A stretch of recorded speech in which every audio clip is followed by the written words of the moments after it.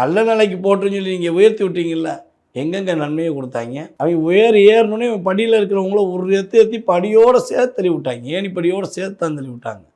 உயர்த்தி விட்டுருக்க வாய்ப்பு ரொம்ப ரொம்ப கம்மி.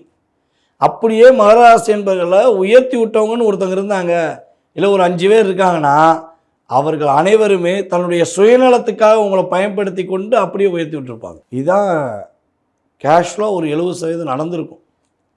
ஆனால் நீங்கள் என்ன நினச்சிப்பீங்க, நமக்காண்டி தான் நம்மளை அக்கறை வச்சுருக்காங்க, ரொம்ப பாசம் வச்சுருக்காங்கப்பா, ரொம்ப நம்ம மேலே உயிராக இருக்காங்க நினைப்பீங்க.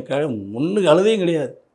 உங்களை தேவைக்கு யூஸ் பண்ணிவிட்டு உங்களை சும்மாடியே நீ நல்லா இருக்கணும், நீ நல்லா இருந்தால் போதும், நீ நல்லா இருந்தால் போதுன்னு உங்களை பயன்படுத்திக்கிட்டாங்க. நீங்கள் அவங்களுக்கு என்ன பண்ணீங்க, சம்பளம் வாங்காத ஒரு வேலைக்காரனாக, ஒரு வேலைக்காரியாக நீங்கள் இயங்கினீர்கள் என்பது தான் உண்மை.